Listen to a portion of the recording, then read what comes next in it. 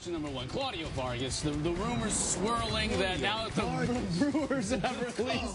Brewers released Claudio Vargas. Where's Jose Lima? Right. Brian Lawrence. But then Claudio Vargas. Sports Illustrated's John Heyman refutes it and says that the Mets are leaning heavily toward this man right here, Mike Pelfrey, as their number 5 starter. Tim, is there any reason to think that it will be anybody but Mike Pelfrey as their number 5? Well, you know, he hasn't been stellar in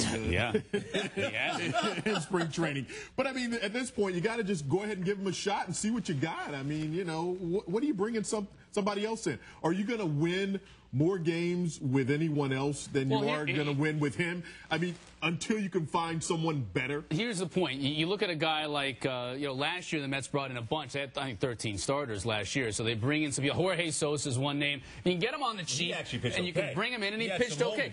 That was the thought when you say a guy named Claudio Vargas, 30-year-old. If you bring him in on the cheap, you're not going to pay him a lot of money, like he's due $3.5 million this year. Vargas, I mean, come on. What are you giving up games? Yeah, but Jorge Sosa was on the scrap heap for the Kansas City Royals last year. If you can't make the Royals, believe me, you stink. And he didn't stink in a Mets uniform. I understand that. He was okay. He had some good starts. Did some nice work in the pen. He folded late as well. True. But we've seen this before. Come on, Chris. I mean, like I said, we saw it with Jose Lima. We've seen it with a bunch of different guys. But what's wrong with just sticking with Pelfrey for now and seeing what you have? Okay. How many off days are there in April? That's your 5th starter. But here's the problem. Because you don't have to always use your 5th starter. I'm with you. The problem is that Pedro's got to get that extra day of rest. So they're going to be using a 5th starter. The 5th starter is going to pitch in Atlanta next weekend. Right. Well, I still say I start out with Pelfrey, but by the end of the year, I think El Duque somehow, if he stays on the team, is going to work his way in. Well, so? By the end of the year, hey, I would hope. He's a clutch. You know what? When you really look at a lot of those guys, I understand.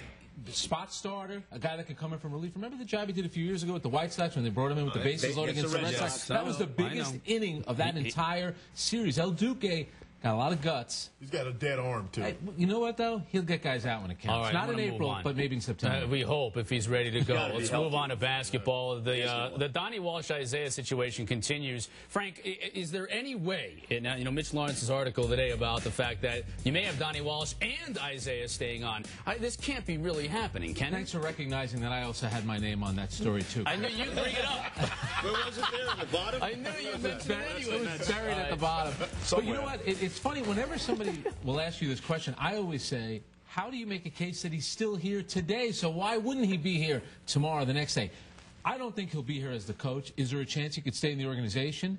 Perhaps. I think that's a major mistake. You cannot have him anywhere near Two Penn Plaza, where the Knicks offices are, and also at the training facility up in Greenberg. He should not be around this team. Depends on how damaging those photographs are. There you go. If you're going to pay him, have him stay at home, wherever that's going to be. Maybe he'll move back to Indiana and let him scout college. Let him go to Notre Dame games and Butler games and scout players. Why should he be involved with this franchise at all, though, Frank? Joe, I agree with you. I mean, the guy should just be gone. Hasn't he done enough? Hasn't he done enough? It's right. It's been enough of a disgrace already. The guy's got to go. Well, what do you think of him as a talent evaluator, as like a scout? Overrated. Overrated? Well, where's the great player? All we hear about is Frederick Weiss. But that wasn't him. That was Ed Tapscott. But he had technically 6 first-round draft picks. Yeah. Channing Frye was his highest one. Took him over Andrew Bynum. Then you have Nate Robinson, Lee, Balkman, Marty Collins, Wilson Chandler. Now, Lee could be a rotation player. Same thing with Robinson. Those other guys, forget about being starters. They don't right now look like they're rotation players on a good team. Did he draft Marcus Camby? I mean, I don't want to stick up for the guy. He did draft Marcus. Tracy McGrady? No, in Toronto. Well, No, I know. He's done something in the last 5 years? No, he hasn't. But, I mean, to be fair, as much as I can't stand Isaiah, you got to throw those names out there. If you're going to pay the guy, can he have some kind of even tangential role on the team? Absolutely. I knew you'd throw out those $3 words. What kind of word was that? Just have him. It's a writer. That's what have him scouting. Wow. I used to work at the New York Times. Oh, no. Can you even mention that on this show? Speaking of getting paid, Daily News. Don't forget. Apparently, Lavernius Coles is going to get paid by the Jets. As a Jet fan, let me ask you about the value of Lavernius Coles, because they want to avoid a similar situation to Pete Kendall last year. We know that. That's why you're doing it now, the Jets organization. But how much value does Lavernius Coles really bring to this team? Well, I think one of the biggest reason that they're doing this, they're going to redo the contract here for Coles, is because they don't want another disaster like they had last year with Pete Kendall. Okay, I understand. I mean, that. And I think Coles is a locker room guy. This guy is the biggest playmaker they have on the team, on the offense. He's not the same player that he was like a couple 3 years ago. He's been beaten up. But as it stands now, until they draft somebody else, he is the only guy on that team that is a go-to guy on the field, that when you get him the ball, you know that there's a better than average chance that he's going to make a play. You know what, though? These defensive backs keep getting bigger and bigger. And you think about it, he took a pounding last year. He's taking he's not the same player. You think about Altoon, then Corbett, and now even Coles. You wonder about a guy that size taking as many hits as he's taken. But I agree with you, is that you don't want another Pete Kendall type situation. You don't want something that's just going to fracture an already delicate locker room.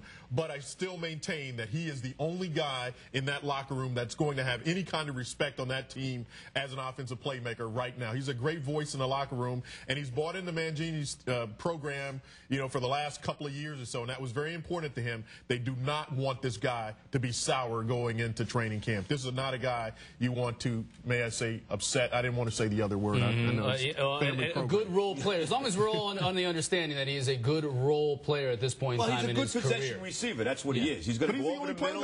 But who's playmaker? The but who's first the of all, playmaker? well, that's the problem. There are no other playmakers. You need big-time playmakers. A possession receiver, a guy underneath. Oh, I know. What type of a playmaker is your possession receiver? And that's when he's healthy, which is not all the time. That's why they got to draft if he's there, McFadden. And they need a playmaker. They need a speed guy so bad on offense. It's unbelievable.